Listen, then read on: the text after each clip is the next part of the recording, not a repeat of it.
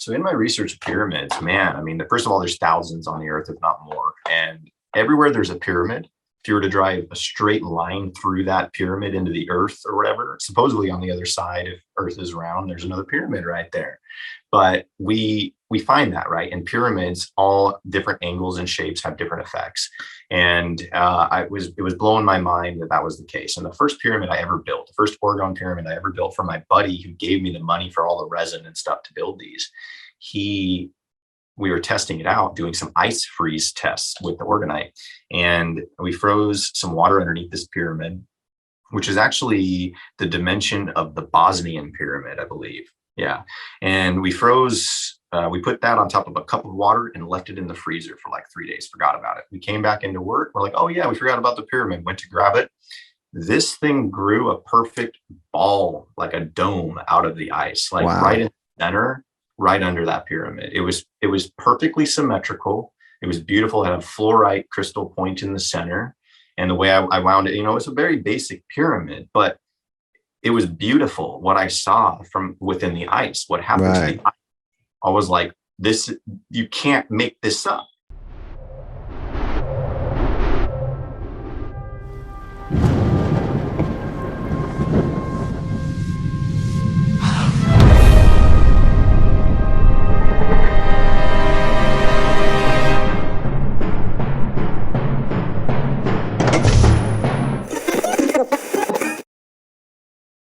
Welcome to Faust, everybody. I am Faust Chicho, and today I'm joined by Brandon Michael Ricks, which I am very excited to introduce everybody to if you have not heard of him before. Let me tell you about Brandon and what he's been up to. He's an inventor. He's a craftsman. He's an artist. He's a subtle energy specialist. His work is very captivating. I'm very excited to showcase him a bit, but I'm going to turn it over to him to talk a little more about what he's doing and what he's up to. Well, thank you for having me on here today. Very grateful. And, so yeah, my journey with the work, where it's led, where was it in the past, where is it heading? We're in interesting times. I've just got a lot of gratitude for where we are right now. Yeah. And I feel like, earlier when we were speaking and we were kind of sharing stories, everybody has a story that will aid another person in their journey. And, how I got into this work was very kind of, it was kind of a gradual shift, I would say. I started to do a lot of rock hounding and crystal hunting in Arizona. I'm an Arizona native. That's my kind of place I always gravitate back towards. I do a lot of traveling and have in my past.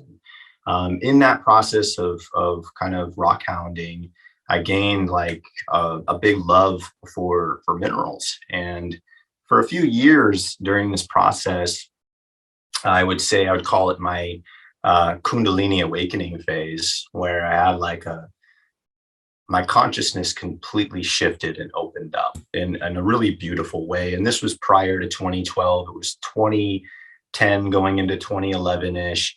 I was, doing a lot of research into basically suppressed technologies, Oh, Nicola wow. Tesla. Okay. Yeah. Mm-hmm. So like Nikola Tesla technology and research, John Bedini circuitry. There's been so many beautiful minds that have contributed to our everyday lives and the technology that encompass them. But during this phase of awakening, I found out about Wilhelm Reich and Sigmund Freud and all of their work with subtle energy research. And that's actually pretty interesting. They don't really teach this stuff in, the bought and paid for school systems here. No, they don't. So, I dove down that rabbit hole, and one thing led to another. I started kind of just making devices as gifts for friends and family.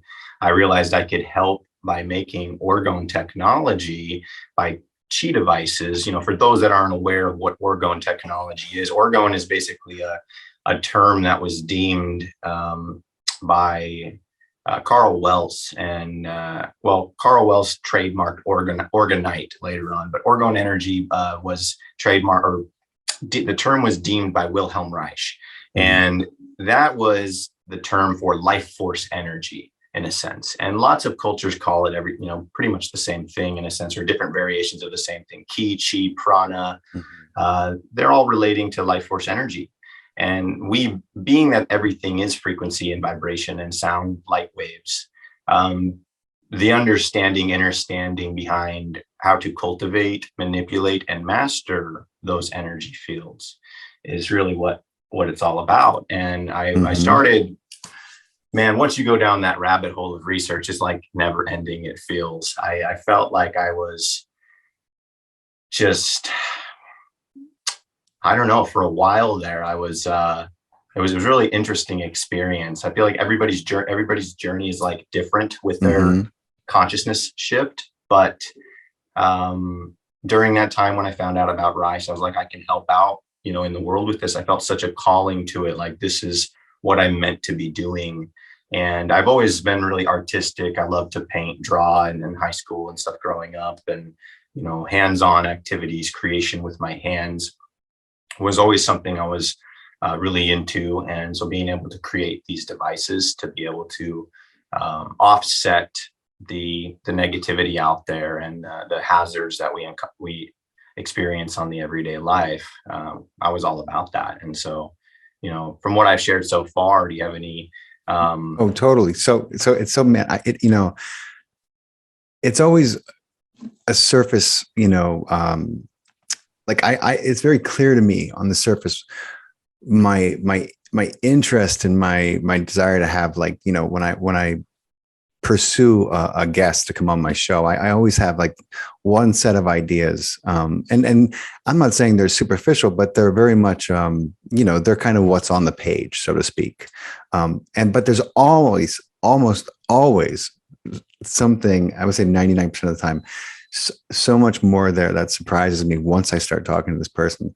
And immediately, we're 8 minutes in, and already what's come out of your mouth has, I already know now why this conversation had to take place. I mean, I literally, my last two guests were, one was an MD, also an inventor, working with sound and light, really rewriting what we understand we can do with sound and light. And meanwhile, what you don't know about this guy, who is, this guy's going to win a Nobel Prize.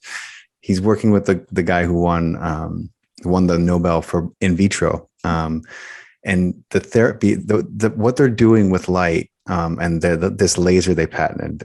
I mean, I cannot wait to send you this podcast.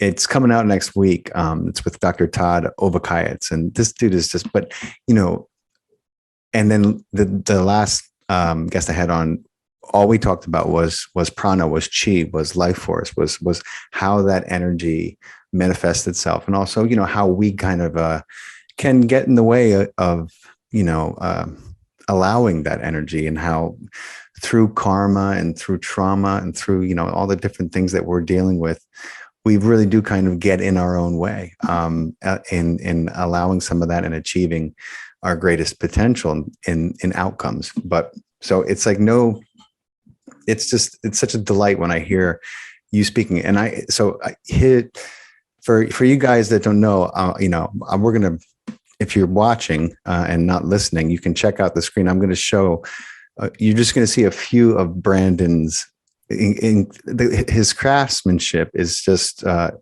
you are an artist, my friend. And the things that you're putting together, I'm just like, they're amazing. So you said you've always been good with your hands, right? I mean, so when you were younger, were you just like, you were always good at drawing, or did you have to work at it? Tell me how that went down. Glad you asked. Yeah. So I was the kid getting in trouble for taking things apart. Okay. Makes sense. I really loved tools and anything, just figuring out how things worked.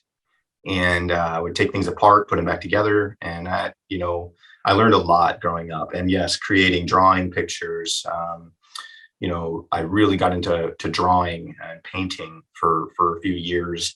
And it's just, my career choices, or I'd say my job choices. I didn't really take one specific career path. I I did a lot of different jobs, and that's because I would learn something and I would have fun with it. And then I would be like, okay, well, what I would like to learn something else. Right. And What's so next? I learned a lot of different, I went through a lot of different trades, learned a lot of trade work between construction work to tile work to, you know, metal fabrication, steel fabrication to paint work, all these different trades that have, blissed me up to the point where I can create on a level that I feel um, is at a point where, I can actually be of service to the collective in a better way.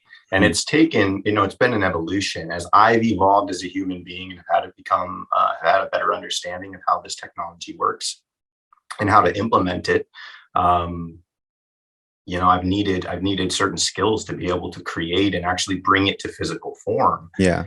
And so really, really grateful for my journey. Some people look at my resume and they're like, damn, dude, you never held a job. It's like, no, I had a job. I decided this is not for me anymore. And I moved on to the next thing. It's experience. Like I say, I'm a jack of all, but master of none. Right. And I really do feel a connection to each thing that I do. I feel like really connected to a lot of the processes that, that involve and encompass my work. And it's more of like a ceremony in a sense when I create. I don't create if I'm feeling upset or if I'm Yeah. not in the mood, energy transference, being conscious of all that. Um, so Yeah. Yeah. That makes a lot of sense. Cause when I see the level of what you're working with, what you're putting together. And I'm like, man, I need to talk to him about how he came into such experience, and so it makes perfect sense to me that you've gone through that. And I mean, and as far as, fitting into the societal norms of resumes and all that jazz, I mean, that is such a recipe for depression and disaster. So to me, I would read your resume and be like, this guy knows exactly what he's doing and what he's up to. And he's accumulating a massive amount of skill and knowledge. If I was probably looking at your resume, but, it's just, it's unfortunate we live in a society where to continue to pursue passion, especially with crafts, because the world is really short, I think, of true craftsmen and people who come into this kind of knowledge, especially when it starts to broaden the way yours has. It's unfortunate because that is a pathway to happiness. I can tell you right now, following your greatest passion and staying excited about what you're working on, you will never be unhappy. I mean, of course, there'll be times when something happens but what I'm saying is overall, you're going to continue to grow and evolve and become your work, which is what I'm hearing from you. And that is, I don't know if you've ever heard of Bashar. That's Bashar's most famous recipe, follow your highest excitement, do it until it isn't anymore, but let go of expectations and just become the process. It's a recipe that works. I mean, anyone who's tried it, I think, and stayed true to it will tell you that. So that's awesome, man. So tell me about how, it's incredible to me that we all kind of, like you said, we all have our own journey and kind of what's going on with the person at the time when this awakening starts to happen. What gifts are there and then kind of what comes online for them, to me, is one of the most fascinating things to observe in peers that I see and people. And I'm like, wow, like this MD I'm telling you about, like he was literally working in pulmonary care on AIDS patients when he had this insight, that why not be able, there's no reason why you couldn't use light to, to break down a virus at a molecular level. What could be stopping us from doing this? You know what I mean? He's sitting there, it's the 80s and people are still dying of this. And from that one thought, this whole, it was that seed that was planted. And he's an MD. He's a very material, guy. He's trained in allopathic medicine, even though he loves the guitar and he loves singing. But he found a way to walk that line, man. And so quietly, this is a guy who's, teaching and was in charge of like entire hospitals at one point, and he's like quietly gallivanting off to Malibu to swim with the humpback whales and learning how to sing their song while he, free dives upside down for 3 weeks. I'm like, dude, you are, it is crazy to me. You know what I mean? Like when that awakening happens, what people do to pursue it, it's just remarkable to me. So I love these stories, but so tell me about how, when you started to, when you became, you're like, I'm going to do this and I'm going to create devices that can be of service to people. Tell me a little bit more about that evolution. And so everyone listening can kind of get a sense of where your mind was at and how you started to use this incredible talents that you have to create these devices. Sure, and I'd love to. So I'd say for like the longest time, it was more just intriguing and fun for me to create these, and then to experience, the experimentation that you can do with these devices to be able to physically see the effects as well were really blowing my mind. And I was working a job at the time that was definitely taking my life away from me. It was a 12-hour shift job, 5 p.m. night shift to 5 a.m. And during that time was when I launched my first Etsy store and started making these devices. I actually, at the time, financially, I was really strapped. My son was freshly, hot out the oven. I was like, I'm going to launch my Etsy and get out of this place and start making these chi devices. And I took a small loan from a friend to get it all going. And I just went to town making these while I was at this job. And while I was there, things shifted so quickly once I started bringing these devices. Wow. I can't even tell you. Like, it was stirring the pot in the workplace. Like, I was I don't want to say like everybody's in their different levels of, understanding of the cosmos, right? But I felt like I was like the thorn in the side there at this facility that I was working at. And so shortly after that, made the decision to leave because the energies were not suiting me in my journey anymore. And, there's a bigger story behind it. I didn't realize that for the longest time, I was actually pretty sick. And I had created my own sickness, though, because of my own habits that I was unaware of, like, their effect on my biological body. Yeah. I got into the work in making orgone because I knew I could protect people from the harmful frequencies, the cell towers, all of those things. But I didn't also know and really realize how personally I was currently being affected. And so I got into the work naturally, I feel, because like source, higher power, my highest self was guiding me to a path that was eventually going to help heal me from the just destruction I had done to my physical avatar. My Merkaba I had heard over my life with my habits. I was ignorant of so many things with what I was putting in my vessel, to what I was listening to how much I used my cell phone and how I used my cell phone. Yeah. I had a cell phone from the age of 12. Wow. And I was on that thing off and on and more as time went on. And I had jobs that I was on it for hours a day. And eventually it led to me becoming sick. Let's get forward, right? Because, well, actually, yeah, I have to, because this won't make sense unless I do. I'm a cancer survivor. I had brain cancer. So I had a brain tumor from, cell phone use over the years.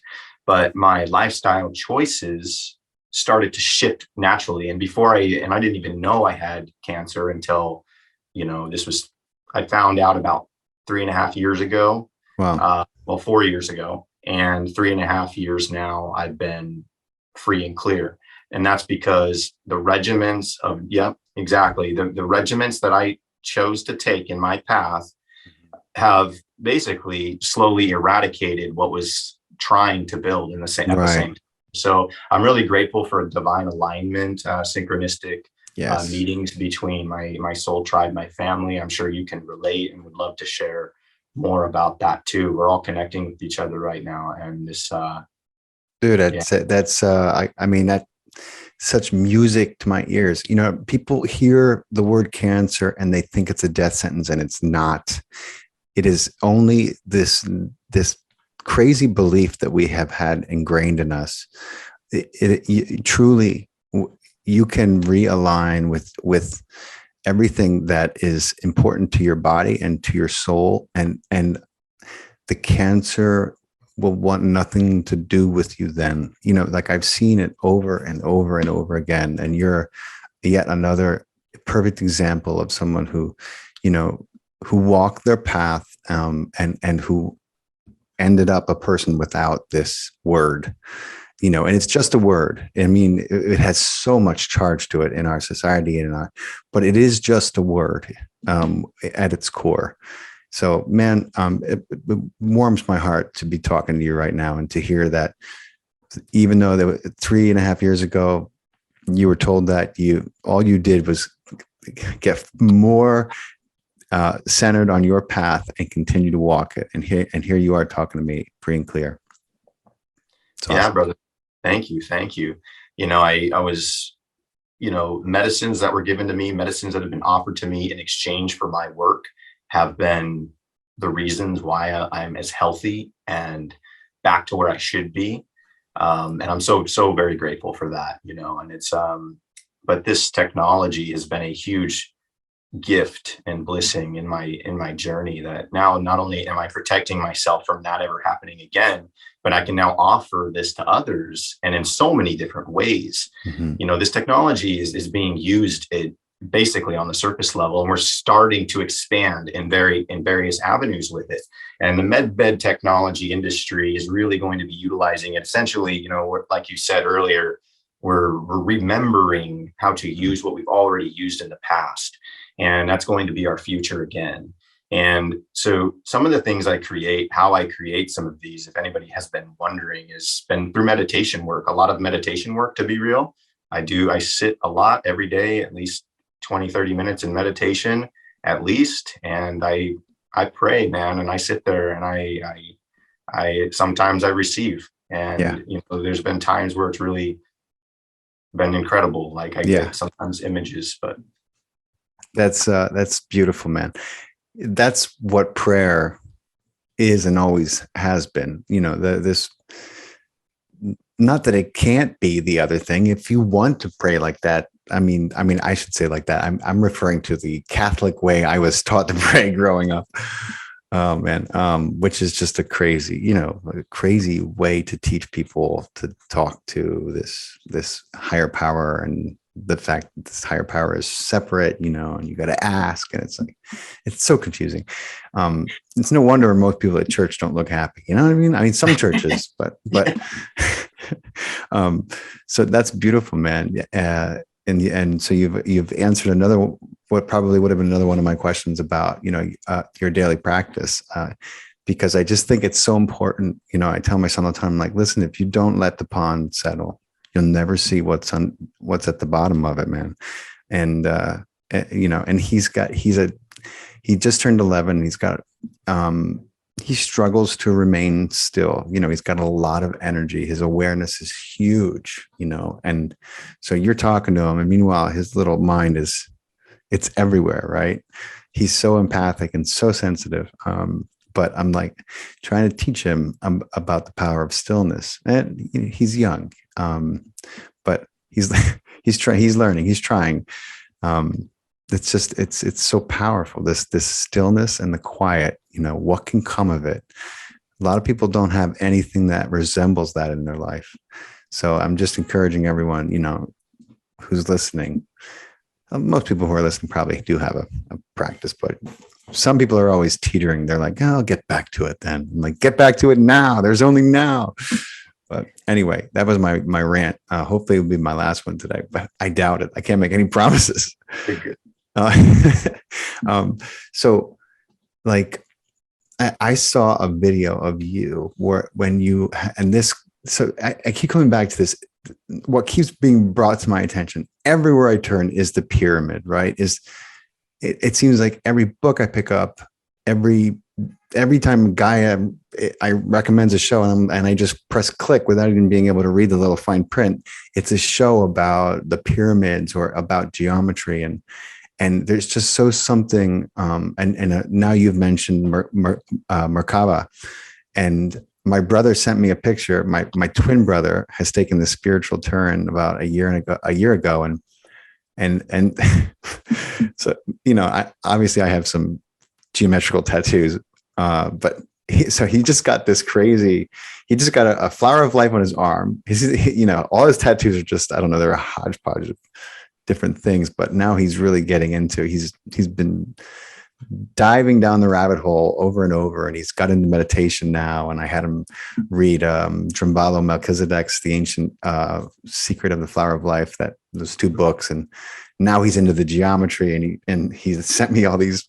He just sent me another picture. He got another tattoo on his arm, which appears to be Metatron's cube with this mandala. And I'm like, dude, that's sick. That's awesome. But it just keeps popping up in my life, like geometry everywhere, and the pyramid. So I saw this video that you made, and you built this structure, right? Like, so can you tell me a little bit about this thing that you built and some of the effects that it's having?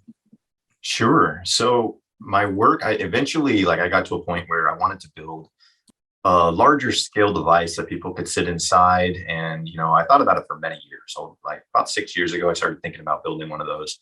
And last year, one of my buddies reached out and he's like, hey, my friend Patricia is interested in your work. Let me connect you two. And so he connected me with Patricia. And in our conversation, she was interested in my work. She, had seen some of my devices through our mutual friend, Scott.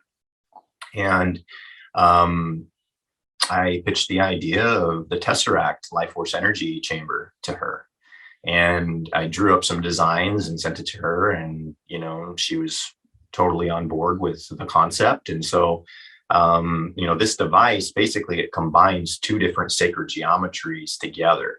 And the reason why I did that is because I hadn't seen that done yet. And also the reason the specific dimensions that I chose have different metaphysical healing properties than we've experienced from the other pyramid.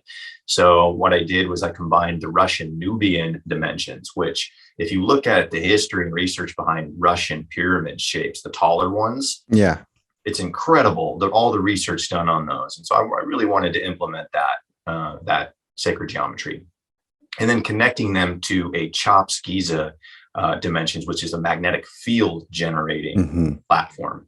Okay, so the body obviously has the torus energy field. It comes out of our heads through our feet. And so creating stimulant energies that function in the same flow is super beneficial for healing the body on a biological level, on a cellular level, very quickly, because that's how the atoms spin. They're spinning counterclockwise. So when we're combining magnetic field frequencies with, say, the radionics technology and orgonite technology and sound, collectively, you have, it's almost like I feel like the possibilities are almost limitless with that, other than having nanotechnology, laser technology to build physical matter. As far as the energetic nature of what we can adjust biologically with the body with this chamber, it's pretty incredible. So what it allows you to do is fine tune the magnetic fields with the top pyramid capstone and the bottom pyramid capstone. Oh, cool.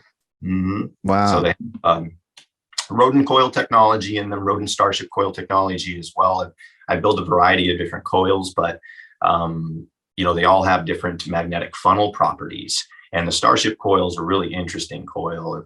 If you research into the starship coil, they're used for levitation. You can see videos of people hooking them up at the right frequency and they just lift right up off the surface of whatever they're sitting on. It's really incredible stuff. And I really wanted to implement that into the work and then also add the sound equipment. So my background as well is in the audiophile industry. I used to do home theater, car audio installs, custom work for people, and learning about sound and how it, how to make it, how to manipulate that with physical creations as well. I was trained on. And so I'm like, okay, I don't see a device out there that's combining all of the things. They're not combining magnetic field therapy with sound, with light, with all of that, right? We need all of it. When you have all of it at once in one space, why not, right? So that's when I built the chamber, and it was a process, but it was right now it's in Florida. It's getting used daily. I need to Nice. touch base with Patricia. Her kids, I guess, love to hop in there and feel that energy. And Awesome. yeah. Dude, that's it's super exciting. So many things you just said. I'm watching. It's like everywhere I turn, I'm seeing the same people. And some of them I know the faces are familiar, and some of the faces are new. And remarkably enough, some of the faces are new but resemble some of the old in a lot of the ways that they're using their gifts. And so the way it ties together to me is like remarkable. Like when you, as soon as you start talking, I'm like, you so remind me of like a young Greg Braden. It's crazy. He used to have big hair like you when I mean, he's actually a smaller guy. You're probably bigger than him. But I don't know if you know Greg Braden's work. He was doing a little of everything, but I think archaeology, he was actually working as for the Pentagon at one point on the computer and just decoding and working on these programs, which is what he's kind of a jack of all trades as well, but a genius, absolutely. And so I'm learning about the pyramids and about the effect that they can have. And like you said, like there was a lot of studies done on the Russian pyramids and the different structure and just how different aspects of the pyramid, like the top, like if it's layered, and then what's around the pyramid, how it can be affected. We're speaking energetically, but we're speaking measurably, right? Like for people who are listening, it's not, we're not speaking in hypotheticals. We're speaking about, energy is measurable in any number of ways. And so, the studies that I was watching and they were talking about, they were measuring all these different things. And sometimes they would bring water in to the pyramid and, or around the pyramid, or they would look at the biological presence around the pyramid and see how it was affected, and over the course of over the years, they would notice that, well, the grass starts to grow weeks around the pyramid than it does in, the rest of the, near the forest, whatever, every year. Now, why is that? Why is this become fertile ground, kind of before the rest of the season kicks in? And it's just incredible, but it's very telling. And so I know that the power lies in our ability to combine and innovate. And that's exactly what you're doing. It's super exciting. And just the way that you're going about it. So when tell me about how you learned about these pyramids, what you learned and how this, how you just decided on this particular shape for this device that you made, Patricia. So, geez. If you can. Yeah. So, okay. So the question again, I kind of got like, oh yeah. So what I guess let's start with this. Like, how did you learn, when you started to learn about pyramids, like what were some of the things that you were like, oh, wow, that pyramid is so much different than this pyramid. And how is it different? And what do you think it was made differently for? Or like, what is your theory and thoughts about it? Sure, definitely. And I have a lot of thoughts on this. Thank you for clarifying. So in my research of pyramids, man, I mean, first of all, there's thousands on the earth, if not more. And everywhere there's a pyramid, if you were to drive a straight line through that pyramid into the earth or whatever, supposedly on the other side, if earth is round, there's another pyramid right there. But we find that, right? In pyramids, all different angles and shapes have different effects. And it was blowing my mind that was the case. And the first pyramid I ever built, the first Orgone pyramid I ever built for my buddy who gave me the money for all the resin and stuff to build these, we were testing it out, doing some ice freeze tests with the orgonite. And we froze some water underneath this pyramid, which is actually the dimension of the Bosnian pyramid, I believe. Yeah. And we froze, we put that on top of a cup of water and left it in the freezer for like 3 days, forgot about it. We came back into work. We're like, oh yeah, we forgot about the pyramid, went to grab it. This thing grew a perfect ball, like a dome out of the ice, like Wow. right in the center, right under that pyramid. It was perfectly symmetrical. It was beautiful. It had a fluorite crystal point in the center. And the way I wound it, it's a very basic pyramid, but it was beautiful what I saw from within the ice. What happened to the Right. ice? I was like, this, you can't make this up. And Yeah. so I took videos and pictures of it, and I posted it on my old Instagram, which I'm still trying to get back right now. It was hacked, but Oh, so I've got a lot of images of that. And so when I found out that these pyramids are affecting physical matter that way back then, I just any kind of research I can do on pyramid technology. There's a lot of different books out there people can look into. There's a documentary out there called The Pyramid Code. oh, cool. If anyone has I'll heard check that that. out. Yeah. Yeah, that's a great one because it's only 4 episodes, but the episodes go into the like pretty much the mechanical nature of the pyramids, and in Egypt at least the Giza Plateau pyramids, and how they were designed like a computer circuit board. These pyramids were a lot more capable than people realize. I feel, and this is my own personal belief, is that they were at a point of maybe teleportation technology, communication technology offside Earth, as well as a balancing machine to balance energy fields and to keep things balanced, as well as energy production, free energy, because they were designed like a Tesla coil, identically to a Tesla coil, with how they were built, but on a megalithic scale. So to have that kind of understanding of engineering, you got to be really intelligent. And so the pyramids have always blown my mind. I mean, I hear the stories of how we were told they were built, and I just chuckle and laugh. My whole family, they're really religious. They're LDS Mormon background. I Okay. never really felt the connection to that growing up. I never really did. And so slowly, into my teenage years, I separated from that and found my own journey with my own Hmm. faith. And I'm very spiritual now. I'm very connected, I feel, to source creations and that. And in that journey, Hmm. pyramids and the technology, the geometric shapes behind all of them have been woven through that whole journey as well. Um, yeah, Yeah. Yeah, absolutely. And God, I really feel called to travel to Egypt, and just I've been looking at a few different trips, and try. It's tough to get away for any length of period when you have a family, as I'm sure you know. It's challenging. You gotta, it takes a lot of planning and figuring out. But man, I was just looking because I don't know if you know, if you have Gaia, you probably have seen Billy Carson on Gaia. Yep, Um, no, yeah, and so I met Billy and his. I mean, I think Elizabeth. I know they're together. I don't want to call her his wife. I don't know if they're officially married, but she's amazing too.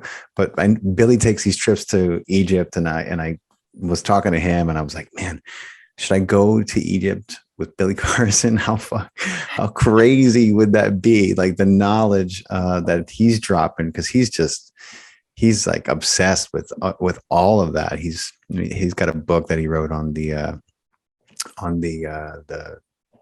Dead Scrolls, oh, yeah, I think. the Emerald. Yeah, the Emerald. Yeah, that's right. And also Nassim goes every year, and he's like royalty down there. And I was like, but I have a friend who went with Nassim, who's like, go with Nassim. Like he'll literally put this thing on your. So apparently Nassim brings this thing that he built, which is like it's like a giant version of this crystal. Okay. He calls this his art crystal, but Yeah, it's the art crystal. Yep. yeah, he has like a 64 piece head one that he puts on the people who go to Egypt with him, and has them meditate in like one of the big chambers there. And I'm like, I want to go just to put that thing on my head and meditate. I mean, it's crazy as that sounds, like that's I'm definitely leaning towards the scene one day. I don't know when I make it happen with my schedule, but God, that'd be amazing. I just want to go there, and feel it. It seems palpable to me. And the more I learn, the more I'm like, wow. They say a great many visionaries and people who just changed everything, had a very like Leonardo da Vinci. Like they say that many of these guys they visited the pyramids. You may not, they kind of, deleted it from the history books, but many of them went and spent time there, and it had a profound effect on their artistry and their work. So, I'm so interested in going, but so was this kind of the first bigger device that you made?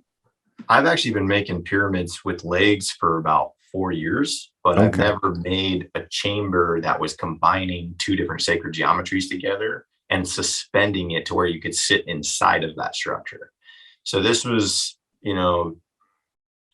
kind of like, I've had a lot of different designs out there that I've been wanting to build, and I haven't built any of those particularly yet, but this one, yeah, it was, I wanted it to be able to be disassembled and moved fairly easily. Yeah, it's, What was so was Patricia just how did she end up the recipient? And what are some of the things that she's told you about, the chamber? Sure. So I need to touch base with her because I literally just delivered her device to her. Okay. Like, not even been 2 months now, 2 months about. It's been about 2 months, 2.5 months. Anyway, she's been traveling a lot with her family. She's a very busy woman, but I do need to touch base and get some feedback from her. The last feedback I got was really amazing. Her boys were always climbing up in there, and she has an incredible family. I would love to get more feedback from her, but I'll share feedback from my other client that sat in the device, as well as myself, and a few others, prior to its delivery. Now, my friend Teresa, she sat in the pyramid for about 3 different sessions, and she's got a lot of health issues currently. She has diabetes, a few other conditions, I forget exactly what, and she's got a lot of joint pain, muscle pain, back pain, etc. And I met her out there in North Carolina when I was building this device, and we became instant friends, and I wound up just helping her with a few projects on the side that she needed help with. And then after her first 15-minute session, she realized that, her pain level went away, like from, I forget exactly what level it was at that day, because it was just a quick experience she went through, but she said her pain went away from that. And so I invited her back over the next day. I offered, hey, would you like to come over for a 2-hour session and sit within this chamber? And she did. She was thrilled and, to come over, and she did a 2-hour session where I played a variety of healing solfeggio frequencies through this chamber. And the way that the chamber's been built too, with incorporating sound with it, is I have a low pass powered subwoofer that is right underneath where you sit or where you lay, as well as really high quality speakers, so you can hear the frequencies really loud and clear through all ranges. And when you're laying there on this bed and it's going through the frequencies, and you're adjusting the magnetic fields in accordance to the actual audible sound frequencies, it puts you to sleep. You feel the energy moving in your body. She went right to sleep. She was asleep within 10-15 minutes. She was out cold for over 2 hours. I woke her up, and she was like feeling so good afterwards. She said her pain level was like a 9 or 10 when she got there, and when I got her off the machine, she said her pain was gone completely. She had like jelly, like she wanted to go home and just take a nap. So what's really cool is Teresa, she actually called me the other day. I need to return her call and follow up with her to see how she's doing. But she came back again the following day for another session because she loved that one so much and it helped her so much. And I myself did quite a few sessions in that before delivering it to Patricia. So I need to get, a follow up with her and get some feedback from her. But the last feedback I got was really positive, and it's actually in there. She has like this healing sheet cave that's connected to their bedroom that overlooks the ocean, and it's a really beautiful space to be. I felt so much gratitude and honor to have created a device that's going to be of service for many years. And that's why I designed this. I designed this to be, the more we understand how to maintain homeostasis in the biofield of the body, based on how we feel. And when we're in tune with ourselves, we can use that chamber in our benefit to keep that alignment going. Yes. Homeostasis is the key word, and for a lot of people. So I'll tell you a funny story. I've never told this story. I don't think to anyone but my wife. But so this was this maybe 5, 6.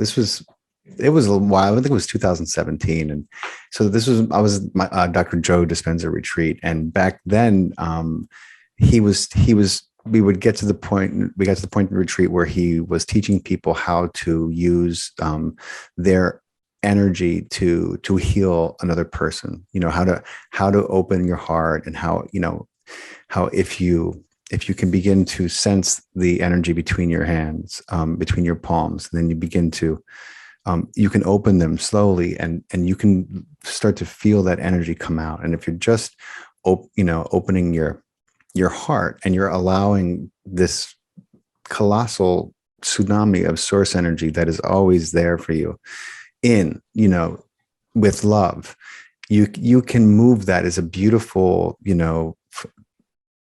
the geometry on that kind of energy is just so healing. And it's, if disease is a dissonance in the cell, then the answer would be coherence, because if you have a dissonance, you have a disruption, whether that's inflation, whether that's the big inflation. I'm sorry, inflammation. There, we have enough in inflation. We don't need any more of that. But so my first time doing this back then, you just worked with whoever was sitting next to you. Now they do things a little differently, and it's they use 8 people. They use Lynn McTaggart's. She wrote a book called The Power of 8, and they just figured out that 8 people is kind of a sweet number around a person to work with this energy. But back then, this was before that, and so I went through the process. He guided everyone through. And I felt a lot of energy moving, and I was just totally out of my head, in my heart, and I had this amazing experience. And when I look up, the person who I was working with was literally snoring, and I was like, oh. she was like just kind of snoring, and you're supposed to talk to them and see if they had any sensations in the body, and I was like, I guess I'll just wait for her to wake up. I thought at the time, I was like, I guess I didn't do anything. I know that is not necessarily the case anymore, because I've had that happen to me so often. And what happens is the body needs to hit the lights and shut off for a while, so it can begin to do what it knows how to do, to repair, to heal. And I can't tell you how many times I've worked with in either in a group or with trying to use coherence healing on somebody who I always know likely I'll speak to them in an hour or two when they wake up, and if they want to let me know if they feel better, great. If not, but it's almost always a sure thing. One of the sure ways that, and then I found out later from this woman that she's an insomniac, and she said she hasn't taken a nap. She hasn't slept during the day, she said, in 13 years. And I was like, what?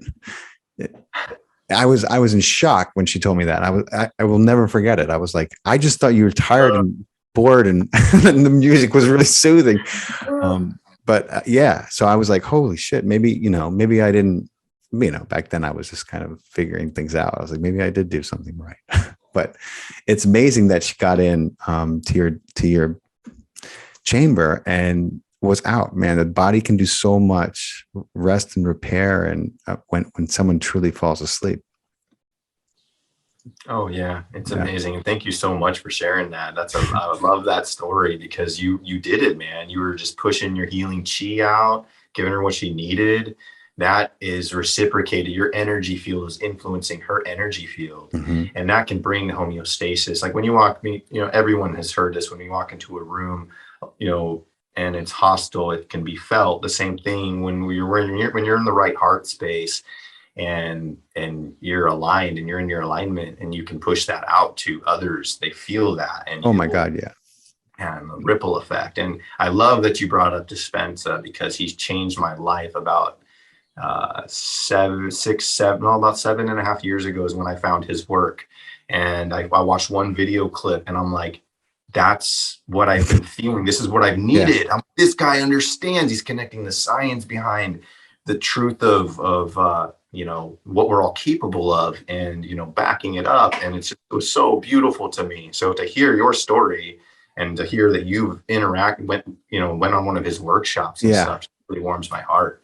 Oh yeah, he's changed everything for me. That guy. I learned to meditate from Dr. Joe. I mean, it was his techniques that I had tried before, and I had very little success. And I used to have ADD, and it was very difficult for me to quiet my monkey mind. But the wonderful thing about his techniques are they teach you how to quiet your monkey mind. They don't just ask you to and tell you that you need to. His techniques help you to do so. And then once you learn to do that, you can really kind of expand your meditation practice however you want, because you know how to quiet. Yes, my dog's like, I'm rolling over and I'm going to go to sleep. That's what that noise was. So I had no idea. So you're also a student of Dr. Joe's?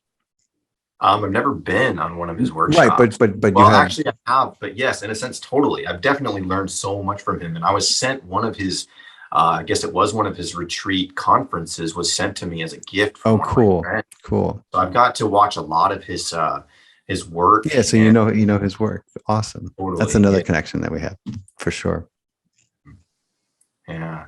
Yeah. He's great. I have a friend who's in Cancun with him right now. He's like, oh, I wish you were here. I was like, oh, don't worry. You'll forget that because he had never gone, and he was like, I didn't want to go alone. I'm like, you're going to forget all about me and being there alone. And, you just enjoy. I said, it's his retreats are amazing. I've been to a couple, but very cool, man. So some of the smaller, I look at these and I'm like, man, I want to know, like, how did you learn about the coils, and what is the fun? Like, I feel like this is like this is going to be a part of everything moving forward too, and it's also a returning to what once was. But like, tell me how the coils interact, like when you're making something like one of the smaller handheld ones, and how you kind of methodically decide how to design it. Sure. So the coils that most people see in my work are SBB coils, and SBB coils were designed by Nikola Tesla to not only amplify magnetic waves and increase their range, but also be able to direct the flow of those waves. And so when I found out about those, doing research online, there was a website called educateyourself.org, which has an incredible first write-up on Orgonite, if anybody ever wants to check that out. And it had some SBB coils there, and I saw those, and I just had spare copper around, and started practicing winding coils. And over the years, in that process, I also learned about the lengths of coils and the importance of the length of a coil, and implementing certain lengths into these coils. I was experiencing different properties with them and potencies of these devices through different experiments between like ice freeze tests, like we were talking about earlier, as well as negative ion meter tests and EMF reader tests. And so, yeah, each coil does a little bit something different. It's kind of one of those things that I tell people, like, if you're getting into coil technology and making them, just do some research on that. As far as where to send them, I'm trying to think of a good website to start. I think it's called sacredmeasures.com is a good little place that gives you some good measurements to their description of what properties they'll encompass based on their length. And then when you build your coils, you just build them to that length, and then they'll encompass those properties. And so and another reason why I started to implement the coils is because when I was building the pulsed units and started to build the pulsed units, I needed to be able to direct the frequencies that were being produced in a more efficient way and manner, just for my clients, because no two spaces are ever alike with the energy they're giving and putting out with the cell towers, et cetera. Right. So I wanted to build a device that was really capable and tunable, one that not only can, be aesthetically beautiful, but also be really helpful with taking care of whatever needs that you Right. are in need of with frequency technology. And so in that process, I have to wind a variety of these different coils, ranging from really tiny to really big coils. Really just depends on what I'm building, and depending on what I'm building, I'll determine the gauge of the wire. The thicker the gauge, the more energy transference, the way that energy is absorbed into orgone technologies. Obviously, the metal matrices are like your capacitors, your batteries, like conductors almost. Conductors, kind of, yeah. I mean, they're the storage bank for the chi that gets, created before it's dispersed. And when you have like the difference between your passive state orgone, which is like your basic piece like this, and like your pulsed unit, like the pyramid we were discussing, is that it's one's an active state, one's the passive state. So the active state, the pulsed unit, creates like a force field effect where it's constantly pushing out a bubble field. Okay. Your passive states build, and then they go, pew. They build, and then they go, pew. Oh, okay. I see. And that's how they function. Yeah. So I wonder, like, I have this, it's a chip. I guess you would call it a biochip. This incredible, he's a quantum physicist. I don't know. He was working for the KGB in the 80s. Well, he was forced to work for the KGB. He didn't actually want to work for the KGB. I think he was born in Israel, but raised in Russia. And he used to make he makes these harmonizers. And so I'm always like trying to figure out, like, so this would be one that's like emitting, constantly emitting, right? Yep, that's exactly what that is. So what he's done is he's taken radionics technology and put it into a little flat disc that's convenient to carry around with you. And it's very nice. So that'll create a field. As far as negative ions, not sure because I haven't measured it, but as far as a field that creates a bubble that can protect you from harmful frequencies and waves is what he's implemented. And that's amazing. Awesome. Yeah, he's this guy. You have to check out my podcast with him. His technology. He's like, I invented technologies. He's like, but he doesn't really care to, like, sell them. So he's like, he's working on something else. He finishes one thing. He's like, this one analyzes your DNA. All I need is a hair sample. And when I first met him, I had to go to his office, and now he's like, if you want to just drop a piece of hair off, I'm like, oh, have we got that far? Or you don't even need me to be in the room anymore. He used to have me put on these. He used to scan my cellular DNA with a headset he designed. And I'm like, so I just put this on, and I would put it on, and I would see my body appear on his computer screen. I mean, it was like fucking, it was like right out of a movie. And he'd be like, I can see. And I had just got this tattoo worked on my leg, and my, like, after you get a tattoo, oftentimes the skin is very dry when it's healing. He's like, I can see you have dry skin on the hip. I'm like, what the fuck? I'm like, I had pants on. I'm like, you can see that? I'm like, from my DNA? Like, I was blown away by this guy. His name's Michael Pizhadze. I'll send you a link to his podcast. He'll blow your mind. This guy, he's on another level. And he doesn't really get a lot of attention because he's just really too busy. He's just working, he's not putting anything out there. People are always going to him and be like, what are you working on? He's like, oh, I've just invented this. And it's just so cool. But then I appreciate the tutorial. I understand a little more about some of the things that I started to learn about long ago, and some of the things I have in my life already, So when people get like for example, the art crystal that Nassim designed, like, so this would be one that builds, or is it also one that they say is constantly emitting? An art crystal is different. So I love Nassim's work, and I love those art crystals. And a quartz crystal is constantly going. I mean, you could cleanse them. Everyone has like different opinions on their, how to cleanse certain minerals and whatnot. Moonlight, but yeah, right? Yeah. Light. Sunlight. That's one way, totally. Salt water is a good way. Running water, river, creek, things like that. But yeah, your pendant, the art crit, those are really great for transmuting. Just quartz in general, and the way that thing is faceted in the shape that it is. I mean, it's just a great transmuter because of its atomic structure. Dude, I wore this to a plant ceremony last weekend. Wait, was it last weekend? I mean, I was like, I was like, well, why wouldn't you? You know what I mean? Like it could be a source of, of coherence. Why? And you're going into a plant ceremony. And I kind of had jitters about this ceremony because of the experience I had last time. And I almost took off, but thank God I was like, I kind of, I almost had a panic attack. It was crazy. My body was like, no, we remember how this ended up. And my body was like, let's just get in the car and go.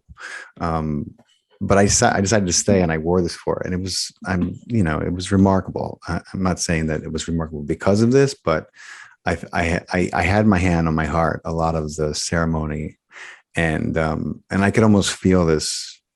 I can almost feel the power of this crystal helping me kind of transmute some of the things I was going through.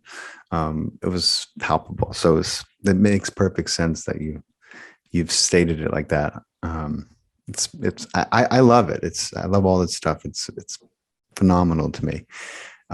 It's very cool, man. So I meant to ask you about this before, so you had kind of a Kundalini awakening, and meanwhile you're like knee deep in all things Tesla.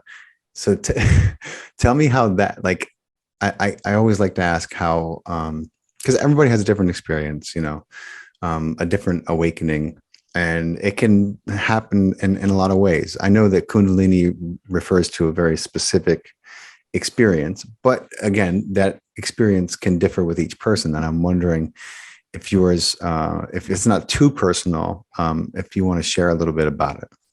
Sure. Yeah. It was really interesting, my experience with mine. And I called them like energy rushes or downloads when they would happen. And as I'm talking about them, I'm getting my truth bumps coming back every time I talk about this story. So it started randomly. I was having conversations with my buddies when we were talking about really enlightening things. And there was the first time it happened, it started out very subtly. I started feeling tingly all over my body.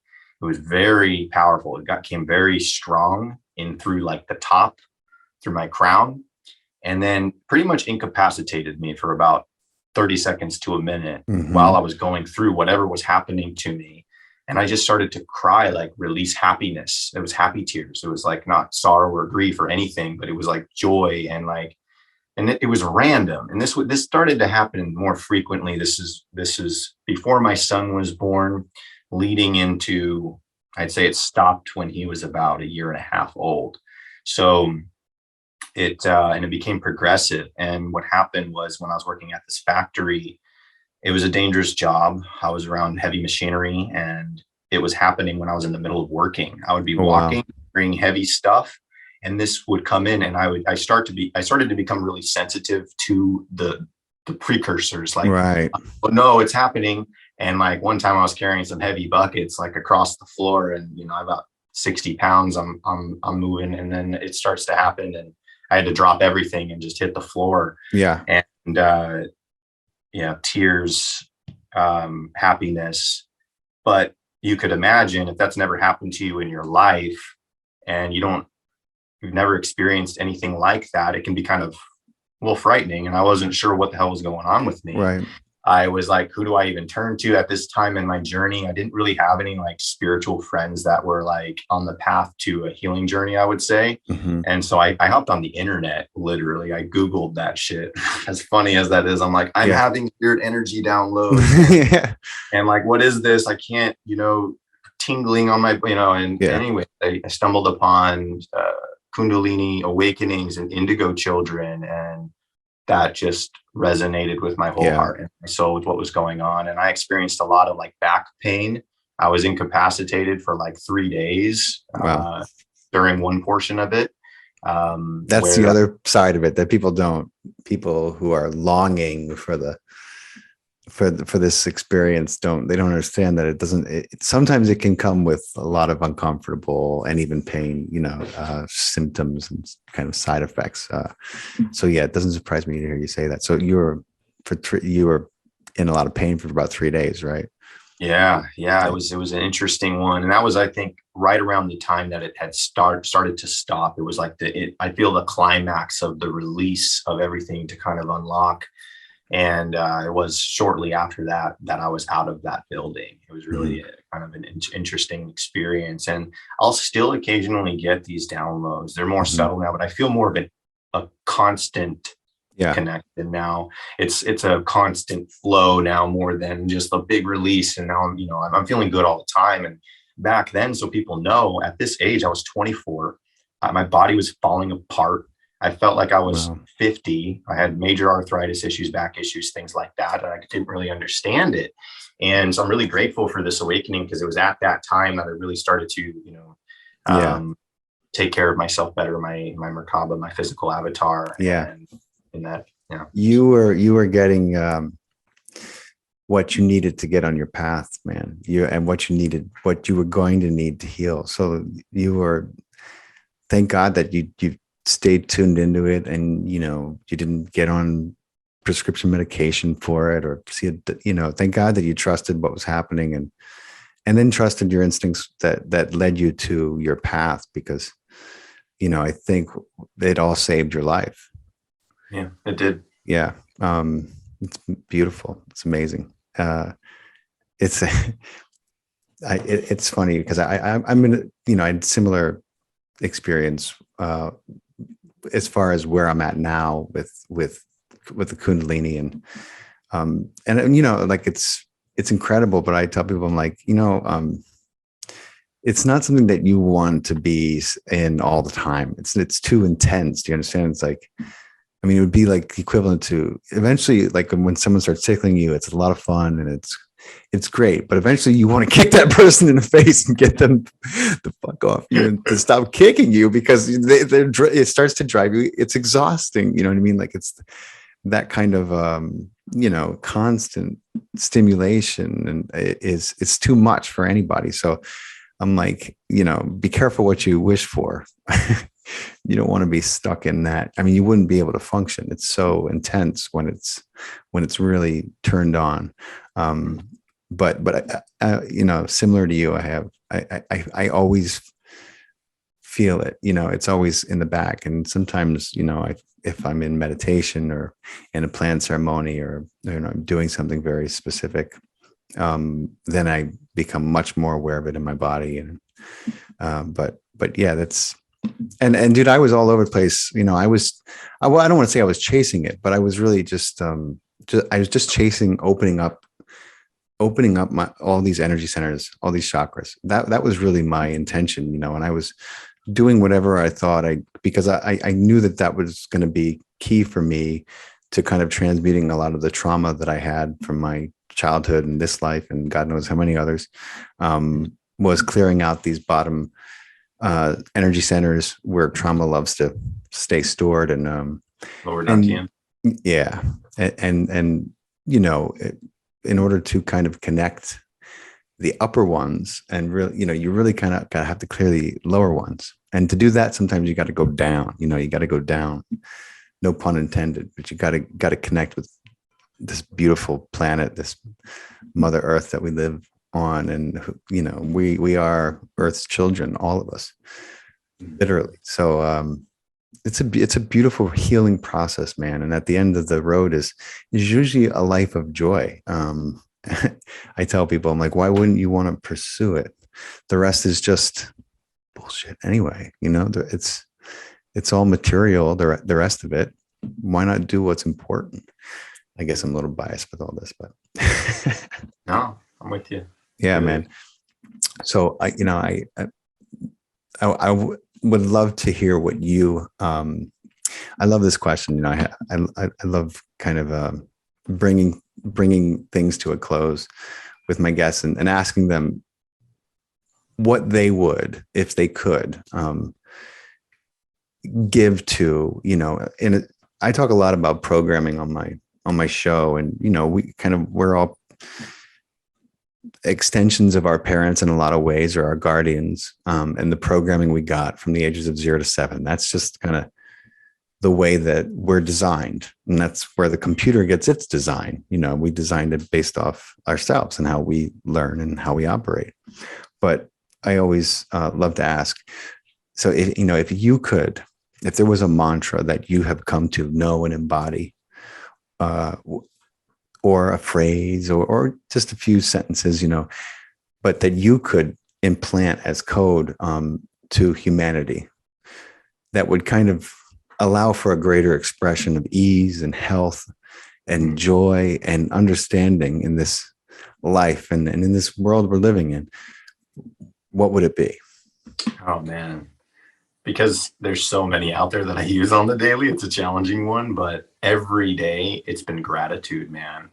That gratitude vibe, and you're going to hear that. Probably have already heard that from a million people watching right now for sure. But it's like gratitude every day. I sit, when I do my prayer work, meditation work, even if I'm having a busy day, I always am making time, even if I'm doing something, to be consciously, in gratitude for portions of my day, throughout my day, if not an extended little period, 10 to 20 minutes to start my day.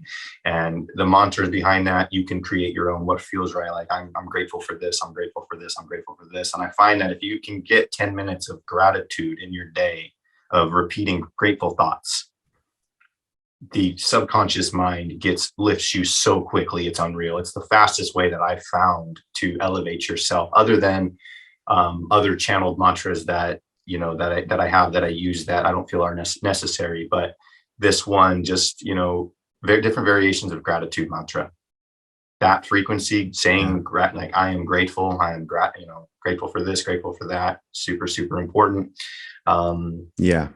Quite a few mantras by memory, but they're kind of challenging too. Yeah, no, man. I think anybody who puts a 10-minute gratitude practice into their day will see a significant change in their life, especially if they don't have one, especially if they're struggling with some things. I think what you said is absolutely profound, and it's a gift that you've given to everyone who has made it this far into our podcast. If you spend 10 minutes a day being grateful for the things in your life, whatever they are, whether they're, whether it's your children, whether it's your pets, the things you love, the bamboo plant that you've had in your living room, everything. It is truly, Dr. Joe says this, and it's absolutely right on. It's the ultimate state of receivership. You're putting out a signal that is very clear to the universe that you've got it all, and the universe is going to continue to give it all to you. That's just the way it works. That is the law of resonance.